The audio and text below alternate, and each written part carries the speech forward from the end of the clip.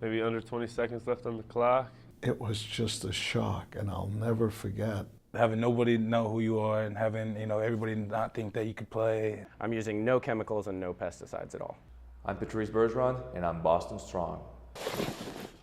With tall rubber boots, an explorer's mentality, this is a beautiful day, and a plastic scoop, David Henley heads into the shadows of some swamps of Weston to hunt for mosquito larvae. This is a lot of mosquitoes for one scoop. Henley battles mosquitoes for the state. It's his job to know where they'll hatch, how many there might be. The scooped up larvae help him predict. Sometime in the first week in May, people may start seeing mosquitoes, and that's earlier than normal. We'll see some earlier, Henley thinks, because of the warm March temperatures. But the record rain doesn't mean we'll definitely see more of them. You see, the standing water, which budding plants are already sopping up, needs to be around for the whole mosquito development period, which just started. If we had the wettest April on record, that would have been worse. Yes, because mosquitoes develop between late March, early April, and they complete their development in early May. But back at the office, Henley's already mapping out a strategy. Year after year, high numbers of mosquitoes. Helicopters will soon drop this new shipment of mosquito-fighting pesticide pellets. Of course, any rain in April will hurt bad. What's your hunch as to how this is all going to unfold? I think that we're going to have more mosquitoes during May and early June, but I can't judge the whole mosquito season because I need to see what the rainfall is in June, July, and August. All the rain really brings up two different questions. First of all, will there be more mosquitoes? And second of all, will there be more cases of Triple E and West Nile? Is that something that we need to start freaking out about? And the answer is probably not. You see, there are 51 different species of mosquitoes. The one that spreads Triple E needs water year-round. And the one that spreads West Nile likes a very dry and hot July. So you don't have to start panicking yet. Henley does expect there will be more black flies this year because they love fast-moving rivers.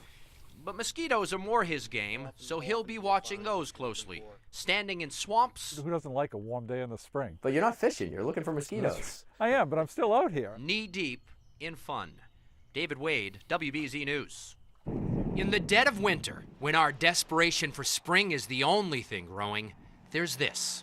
Tiny sweet peppers. Caleb Harper producing produce. If you go outside right now, there's a lot of snow on the ground. The tomatoes wouldn't really dig that. The MIT City Farm Lab is lit up in LEDs. There's no sun, no soil, almost no water. Aeroponics is able to use about 98% less water than conventional farming. That should blow your mind right away. In aeroponics, every 6 minutes, microns of mist soak the long-hanging roots.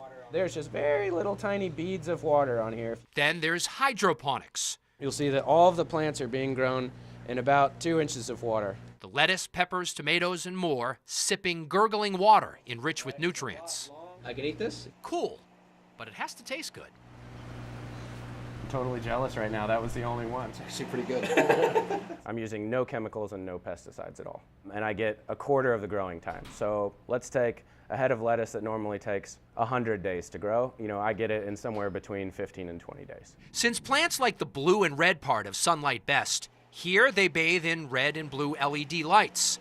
It makes everything look a little purple. So there's nothing freaky about this in your mind? There's nothing freaky about it. We do all the tissue samples every week to prove the nutrient densities.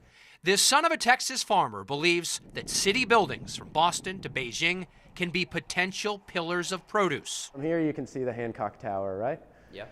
That's my vision, is the Hancock Tower skinned in a system for creating food. Really? So you see the Hancock building covered in lettuce? Covered in lettuce and tomatoes and peppers. So Harper's now building a much bigger lab in a sun-soaked window. If he can mass-produce veggies in this far less controlled environment, then food on every facade might be the future. Is this idea behind you going to make you a billionaire? I don't know, but it may feed a lot of people, and that's really what I'm interested in. Interested in changing the world while still in his salad days. In Cambridge, David Wade, WBZ News. By nature, 11-year-old boys are loud, but not Logan Pearson. Logan communicates with kisses. He shows curiosity in our camera by touching. Lots of buttons to push. Logan can't talk. He's severely autistic. As a mom, I just love him so much, and I just want you know, the best for him, and I want, you know, him to be just treated like a person. Mom tells the story of her 3 kids' lives with framed photos in colorful, glossy books an inch thick. I love pictures, and I want to capture that moment. But in all the pictures of Logan, no birthday parties, no photos of friends, balloons, or candles. People have just sort of felt like, well, Logan can't understand, so we're just not going to do anything for him like we would for other kids. But this year would be different. With Logan turning 12, Mom was turning to Facebook. I want to celebrate him and enjoy his day on February 24, 2014. Help us to celebrate Logan's birthday. Christmas has Santa Claus and Easter has the Easter Bunny. But who is going to deliver a great birthday for Logan? Well, how about the U.S. Postal Service? I went to the mailbox and I called my husband. I said, "You're not going to believe this." First, the mailbox filled. Then, Look, Logan, here's one from England. their entire living room filled. You see what Germany looks like? Mom had asked for birthday cards, and she got them. That one Facebook post was shared across the world at the speed of 2014, making snail mail very cool. Happy birthday, Logan. You'll have a great day. Love, Laura. Would you say it'll be a happy birthday? Oh, yeah. Oh, my gosh. The world is reaching out and giving this kid a hug and saying, "You count, and we're here for your birthday." With almost 2 weeks to the big day, Bruce the mailman just keeps coming. I guess Logan's a special kid. And Logan's family keeps heading for the mailbox, knowing that balloons pop, candles blow out. But this is a forever stamp on life. Oh, well. In Andover, David Wade, WBZ News. It's Boston's 496-foot wristwatch, the Custom House, where inside, a gaggle of gears and more than 1,000 little pieces keep the hands of time on time. We're in the middle of the tower and it's this little thing here. David Hochstrasser isn't Father Time, but this is his baby. So I made this gear 22 years ago. He and his brother restored the clock back in 1987. This one mechanism drives all 4 dials. So imagine how he feels when the morning news guy says this. 6 a.m. now. Take a good look here at the Custom House. That clock is always fast.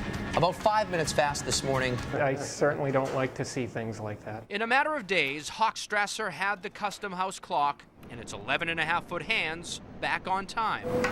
And now he's working on the old State House, trying to make sure that clock is right more than twice a day. Trying to keep these old timepieces in order is a difficult job. You would think time's biggest enemy here would be time itself. The buildings are old, the clocks are old, the hand itself is old.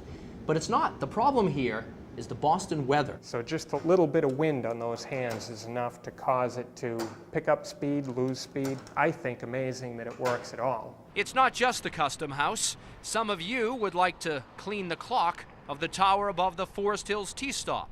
Just a couple of minutes off when we got this shot. But your curiosities prove that people do notice. Do you notice when you see clocks that they're not right often? Oh my Lord, the one up at Forest Hills, the clocks downstairs on the Orange Line at Back Bay, I mean, they're all just off. Off until David Hochstrasser gets his hands on them, because that's what makes him tick. I'm David Wade, WBZ News.